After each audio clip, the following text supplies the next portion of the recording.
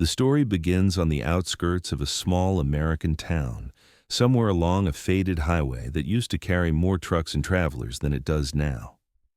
It's a diner that has survived 3 generations, the kind of place where the neon sign hums even when the bulbs are half dead, and the linoleum floors are permanently stained by coffee pots tipped too many times.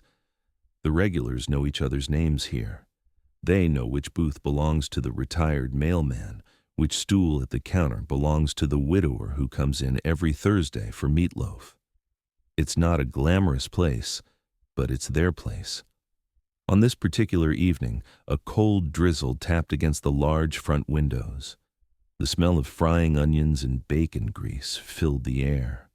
The chatter of locals was casual, harmless, until the bell above the door jingled and an older man walked in.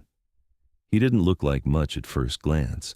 His boots were scuffed, his jeans a little loose, and his jacket, a weathered green field coat, looked older than half the people in the room.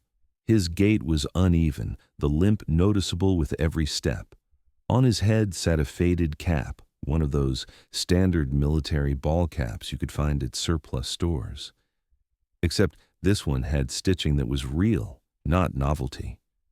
3rd Infantry Division. He walked slowly but deliberately toward a booth near the back. Some looked up, others didn't. The waitress, a tired woman in her 40s, gave a half smile and nodded. He nodded back. No words exchanged.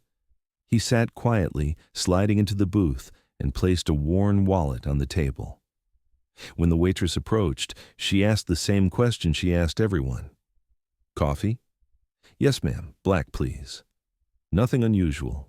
He folded his hands, staring at the table, lost in thought. The trouble began when a younger couple entered. They were locals, the kind who felt ownership of the diner without ever having earned it. The man was in his 30s, loud, with the kind of voice that fills a room without permission. The woman was sharper, her glance quick, judgmental. As they looked for a place to sit, the man frowned. "Why's he always taking that booth?" he muttered, not quietly enough. The woman smirked. "Probably thinks he owns the place." They chose the booth directly across from him, but their eyes kept flicking over. The old man ignored it, sipping his coffee. When the waitress returned, they ordered quickly. Then the man leaned back and spoke loud enough for others to hear. "Hey, Pops, that's your army hat. You buy that at a thrift store or what?" The diner went quiet for a moment.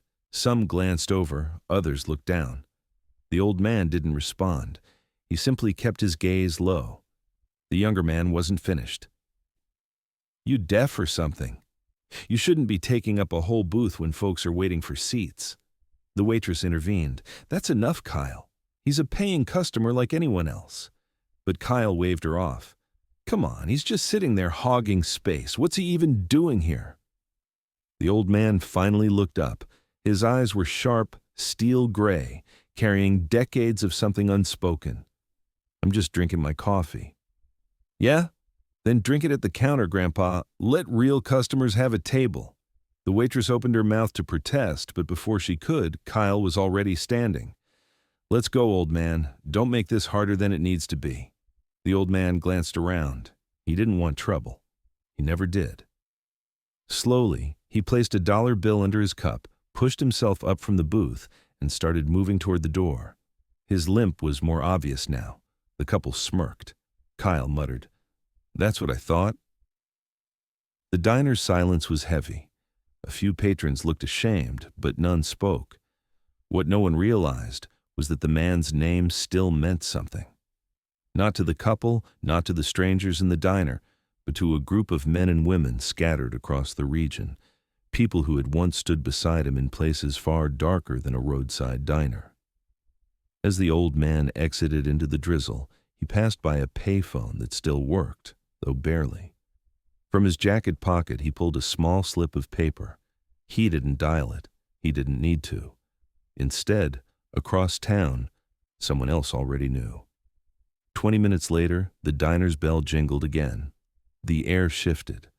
The first man through the door was broad-shouldered, wearing a simple leather jacket over a pressed shirt. His hair was graying at the temples, his eyes sharp. He scanned the room once, just once, before walking toward the booth the old man had been sitting in earlier. Kyle looked up from his burger, frowning. That's taken." The man didn't reply. He simply sat, folded his arms, and waited. His silence was heavier than words. Another 20 minutes. The bell rang again. A woman this time, early 50s, athletic build, her posture unmistakably military. She walked in with calm authority, nodded once at the man in the leather jacket, then slid into the booth across from him. The waitress froze mid-step, sensing something unusual. Then it continued. A man in a dark suit, clearly ex-military by the way he scanned the exits before sitting. Two younger veterans, desert tan jackets still bearing faint patches. An older Marine, white hair buzzed short, moving stiff but proud. One by one they arrived. They didn't order, they didn't chatter. They simply filled the diner with a presence that could not be ignored. By the time the seventh veteran entered, even the couple had grown uneasy. Kyle shifted in his seat, muttering to his girlfriend, "What the hell is this?" The waitress whispered to another patron, "Do you know what's happening?" He shook his head. "But I think we're about to find out." When the ninth veteran entered, the atmosphere had changed entirely. The diner wasn't just a diner anymore. It was a gathering place, a silent stand. Kyle slammed his hand on the table. "All right, what's going on here? Some kind of joke?" The man in the leather jacket finally spoke. His voice was low, calm, but it carried. "An hour ago, one of ours walked in here. You told him to leave." Kyle blinked. "One of yours? What the hell does that mean?" The woman across from him leaned forward. "It means you disrespected someone you don't understand, someone who's carried more weight than you'll ever know." Kyle laughed nervously. "What, that old guy? He was just—" "Careful!" The Marine's voice cut sharp. The diner was silent again. Phones were out now, recording. Everyone knew something was happening, something real. The man in the leather jacket placed a small item on the table. A scorched patch, faded but unmistakable. "He pulled me out of Fallujah. I was bleeding out, no radio, no hope. He carried me for hours, never asked for recognition, and tonight you laughed at him." Another veteran placed a photograph beside it. 8 soldiers, arms slung around each other, dust-stained, sunburnt, but smiling. In the middle, recognizable even decades younger, was the same old man they had pushed out. Whispers spread through the diner. People leaned closer, eyes wide. The waitress covered her mouth. "Oh my God!" The door jingled again. This time, it was the old man himself. He hadn't left town. He'd simply walked until his legs ached, then circled back.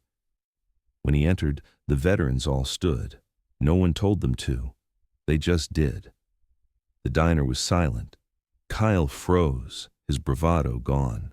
The old man paused, confused at first. Then his eyes softened as he realized. The Marine saluted. One by one, the others followed. Every customer in the diner stood too, not out of obligation, but out of instinct. The air was electric, reverent. The old man shook his head humbly. "You didn't have to do this." The man in the leather jacket smiled faintly. "Yes, we did. Because you wouldn't."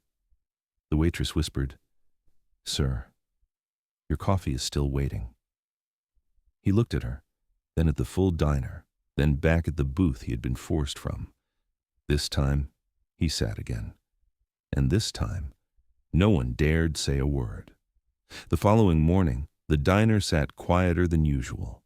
Word had spread overnight. Videos uploaded from shaky phone cameras had already hit local feeds. Comments flooded with shock, reverence, and disbelief.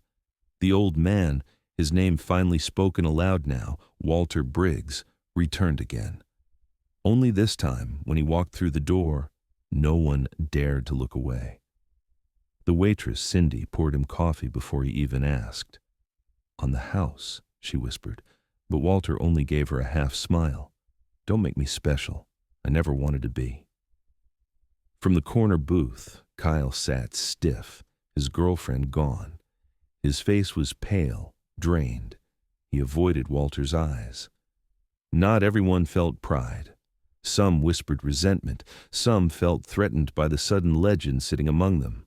A few even claimed it was all exaggerated.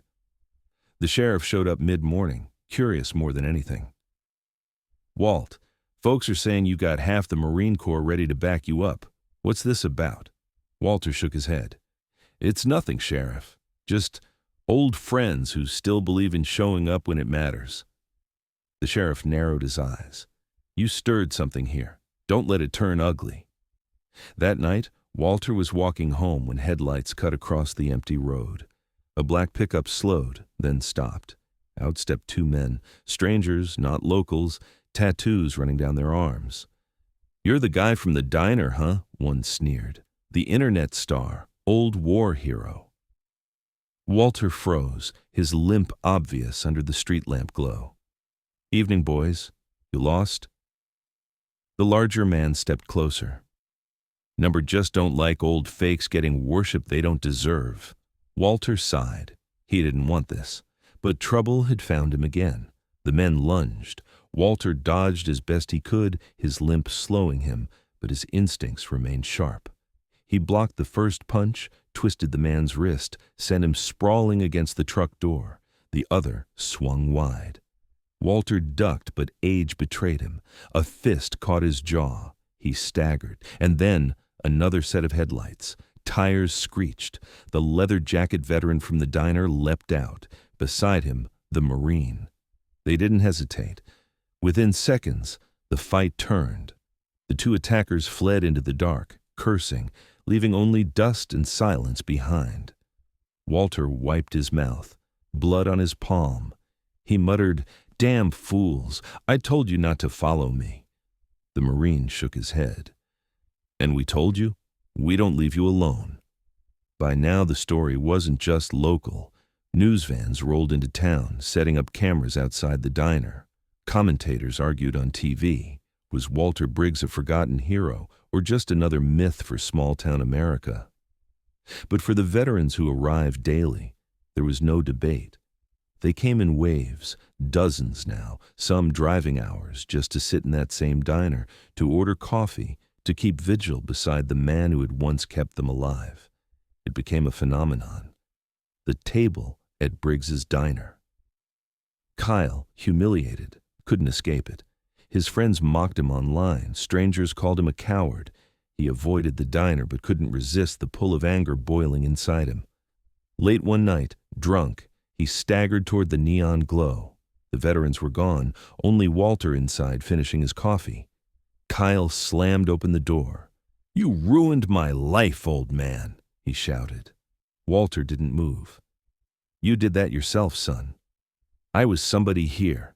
Now I'm a joke, all because of you." Walter's eyes softened. "You wanted respect handed to you. I earned mine one scar at a time. That's the difference." Kyle's hands shook, rage and shame fighting inside him. But in that moment, he saw something in Walter's face that broke him. Tears welled. He stormed out, leaving the bell jingling in his wake. Days later, the veterans decided. They brought photos, flags, medals, not for display, but for remembrance. The booth became more than a booth. It became a shrine, a quiet reminder of sacrifice. Walter tried to protest. "This isn't about me." The woman veteran shook her head. "It's about all of us. But you're the one who never let us forget." The townsfolk gathered. Some laid flowers. Some simply stood in silence. Even the sheriff tipped his hat. One evening, as the sun dipped low, Walter finally spoke. To Cindy, to the veterans, to anyone who would listen. "I'm no hero. Heroes are the ones who never came home. I just carried their weight as long as I could. And some days, it's heavier than others." The diner was still. No one argued. They just listened. A week later, the two men in the black pickup returned, this time with more. Trouble had been brewing. Resentment, jealousy, outsiders stirred by the attention. They stormed into the diner, loud, aggressive. But they weren't expecting what they found. Dozens of veterans filled the room. Men and women from different wars, different states, different units. They stood as one. Walter rose slowly, limping forward. You came here for me, but what you found is all of us. The intruders faltered. Numbers weren't on their side anymore. The weight of silence crushed them. After a tense beat, they turned and left. No fists needed. The stand was enough. Weeks later, the news vans left. The hype cooled, but the diner never returned to what it once was. That booth remained sacred, reserved, not just for Walter, but for anyone who carried the weight of service. Kyle eventually returned, sober, quiet. He placed a folded note on the table. Walter opened it later. I'm sorry. I want to be better. Walter smiled faintly. Maybe redemption was possible after all. As the final scene closes, Walter sits at his booth, coffee steaming. The camera pans out through the neon-lit windows, the drizzle still falling as trucks pass on the highway. Voiceover, Walter's words. They looked down on me. They pushed me aside. But I wasn't alone. I never was. And that's the point, isn't it? We're never alone, not if we choose to stand together. Fade to black.